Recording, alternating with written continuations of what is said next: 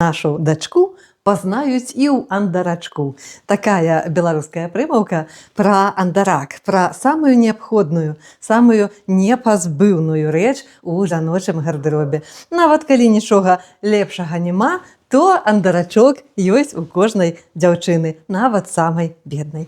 І вось я хачу расказаць, што ў мяне нарэшце дайшлі рукі да свайго андарака. Ён яшчэ пакуль не скончаны, тым цікавей расказваць пра тое, як ён ствараецца. А вось гэты мой андарак пайшло 4 метры і 80 сантиметраў даматканкі вось такой ваўняна-льняной.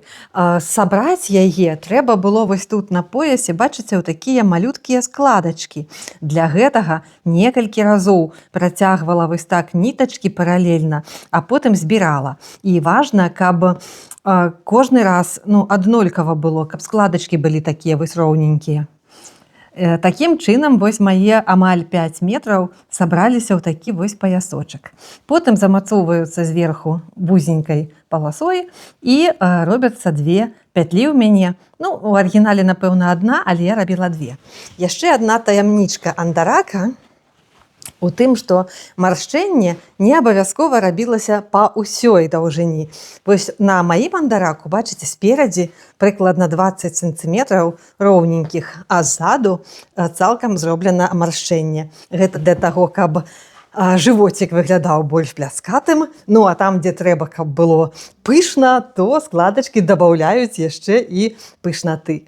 Зашпіляецца традыцыйны андарак спераду, а не так, як сучасныя спадніцы збоку ці ззаду. Для таго, каб потым вось гэты разрэз, там, дзе гузічкі, закрыць фартушком. І фартушок абараняе жанчыну. Таму як бы не падлезці ні з аднаго боку, ні з другога. Яшчэ адна асаблівасць андарака майго.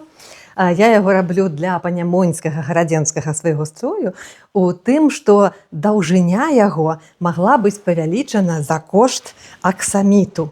Так гэта будзе выглядаць у рэшце рэшт. Справа ў тым, што да самай зямлі андаракі насілі сялянкі, у которых не было абутку, уласна кажучы, каб ногі закрывалі. А ўжо гарадскія дзяўчаты, а гарадзенскія дзяўчаты больш гарадскія, да іх прыйшла фабрычная мода раней.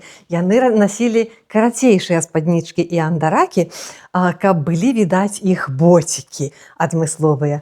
І вось нарасціць андарак вось трошачкі, вось адна полка такая вось тканая, тут каля 80 сантиметраў, калі хацелася трошачкі даўжэй, то нарошчвалі аксамітам. І я так зрабіла. Вось тут яшчэ потым пушчу стужачку чорненькую, каб аб'яднаць так лагічна. І будзе так зроблена. А з унутранага боку не толькі аксаміт быў, але яшчэ якая-небудзь каляровая палосачка, каб калі я буду крыжыцца, і так моя спаднічка лёгенька загнецца, там яшчэ мільганула што-небудзь такое каляровае. Такі ў мяне будзе андарак. Хутка я яго скончу і пакажу, як ён выглядае ў маім панямонскім строі.